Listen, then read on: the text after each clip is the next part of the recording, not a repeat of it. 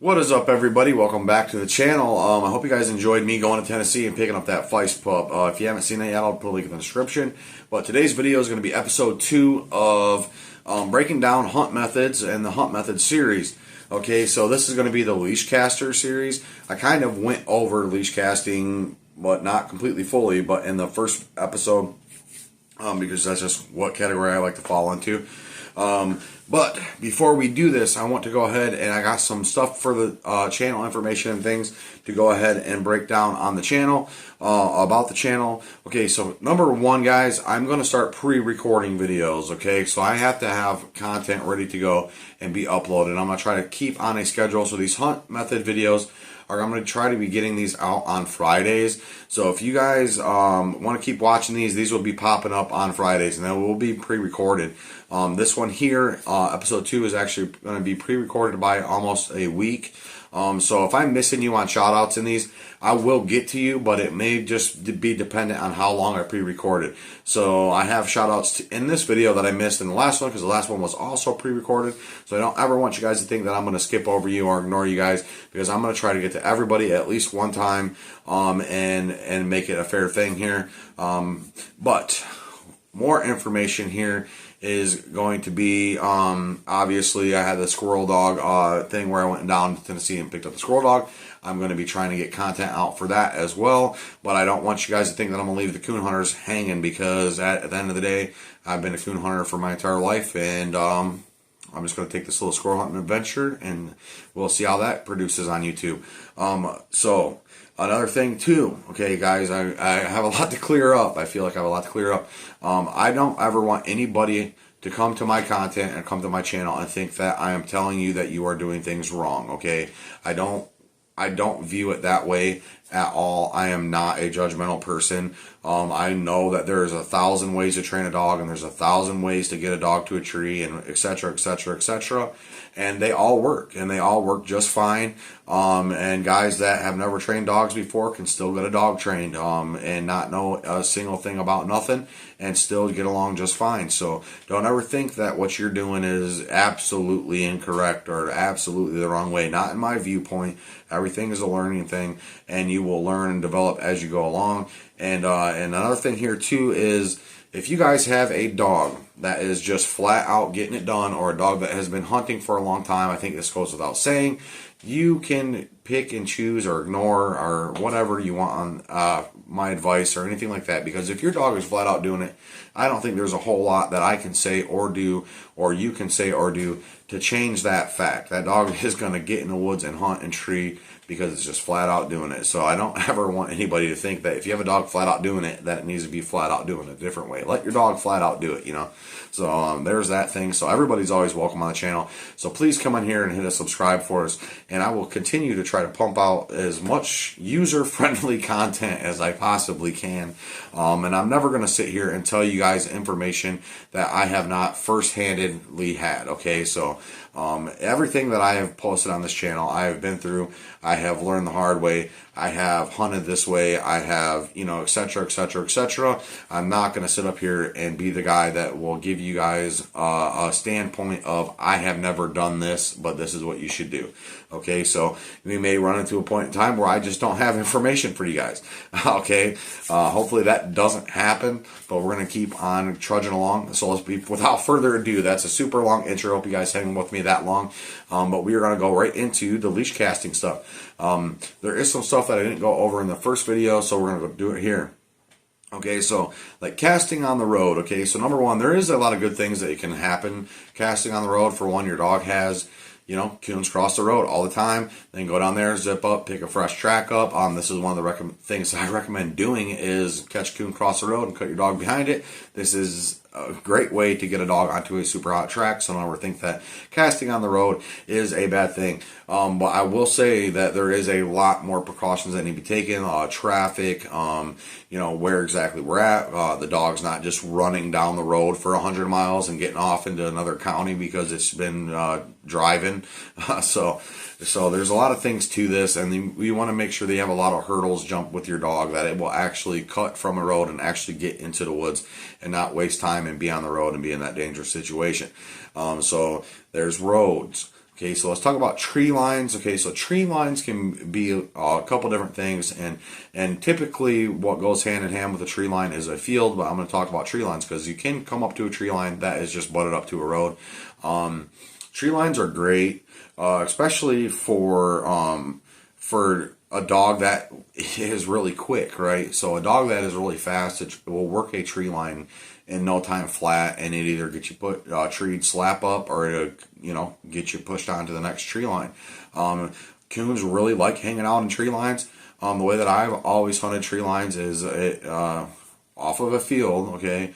So you just shine the tree line, and if you see that you got eyes out there, you can pitch your dog in there, and once your dog gets off in there, there's coons there. I've shined coons from across the field and popped them out, and just went up there and got them without a dog. So it's kind of like one of those things. The tree line can be beneficial. It's very easy to shine a tree line, so I will say that. Tree lines are normally butted up against a field. Okay, so let's talk about the field. If we're cutting onto a field, this is a very excellent way to get your dog to just take off, like get gone, throw rooster tails, and just speed off. Especially if you have a dog that knows what it's doing and it's looking for the woods. This is definitely where you're going to see the most of this at, is just this wide open area where the dog can just flat out peel and get stuff done. There's a lot of good coons to be picked up here, a lot of good tracks to be picked up here, especially if we're cutting on like a cornfield that has been cut down recently or something like that, where the coons will venture out, get their little food, and go back and just hang out right in the first couple trees on that tree line, or right up on the first couple trees in the patch of woods. Now, bam, thank you, ma'am. They'll get done, and this is what a lot of comp hunters do. I've spectated comp hunts, and they like to do this too. Basically, all these leash cast things is going to be things that comp hunters tend to do. So I've done them without being so much into comp hunting. There's benefits and drawbacks to all of these. The field thing is, especially if you have a younger dog, if we're casting onto a field, there's more than likely trash in the field, okay? Like, it's almost 100% guarantee that deer have been through there, that trash is on the field currently.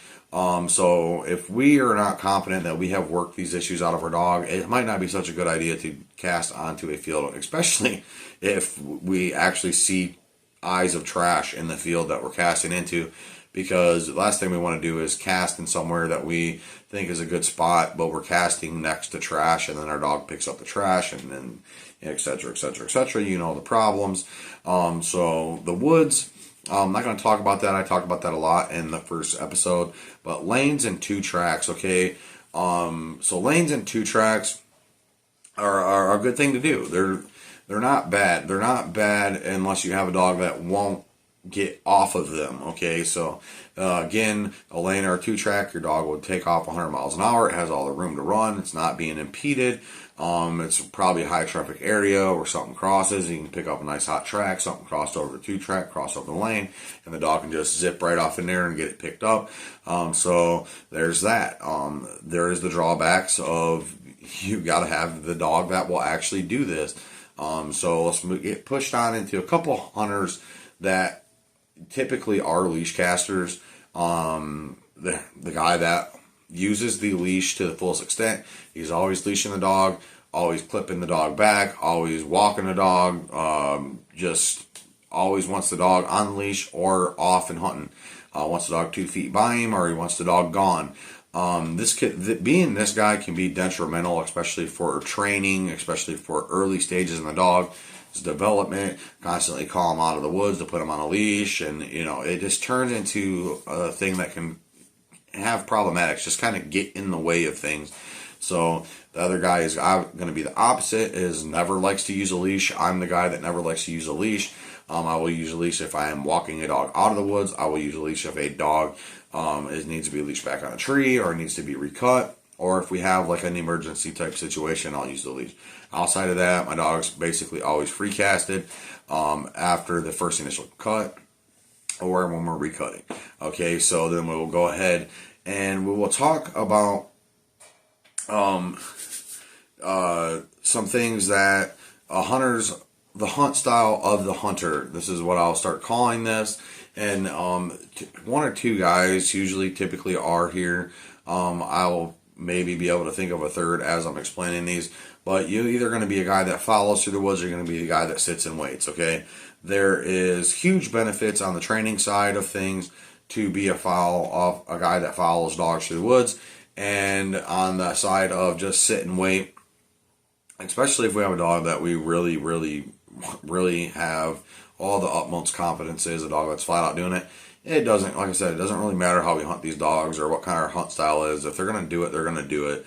The training side of things, I would definitely want to lean towards being a follow guy.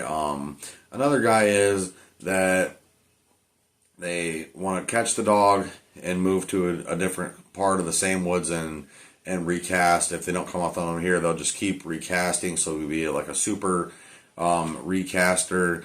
I wouldn't recommend doing this for newer dogs. I think I touched on this a little bit in the last video. But without further ado, let's get around to some of the shoutouts that I missed because of the last video was pre-uploaded. First and foremost, I want to give a huge shout out. I don't think you understand how much it actually means to me that Redline Outdoors, you have a phenomenal channel over there. It is so much bigger than mine, and I was greatly appreciative, and I just want to tell you thank you for coming in and taking the time to check out my channel and leave some comments and talk back and forth with me. That kind of made my day a little bit because it's like that's where I want to get to. So if you guys have not seen Redline Outdoors, please go over there and check him out. He just got himself a new coon dog, and he's going to be getting some videos on that. He's got a lot of squirrel hunting stuff. He's got a lot of stuff. He's got a great channel over there. I subscribed up. I recommend you guys do the same thing. Okay, so let's give a shout out to Colby Kohler, Jacob Fryer, Matthew Richburg, and Colby Thurman. Colby, you've been around before. I haven't seen your comments in a while, so I figured I'd give you another shout out. And Chris Klein, Ranger the Puerto Rican Redneck, and Dave Brayton. Thank you guys all for coming and subscribing. So those last three were public subscribers, so I can actually see their information. Everybody else, I got your information from comments. There's nothing wrong with either way. It doesn't really matter to me how I get you guys' information, but I do want to just put this to you guys, especially if I have not shouted you out on the channel yet. It is probably because of one of two things. You either have not commented, or you're a private YouTuber and I cannot see your name. So I always want to try to shout out the guys that I miss or the guys that I can't see, but it kind of goes without saying. Just imagine your name here. Okay? Does that work out?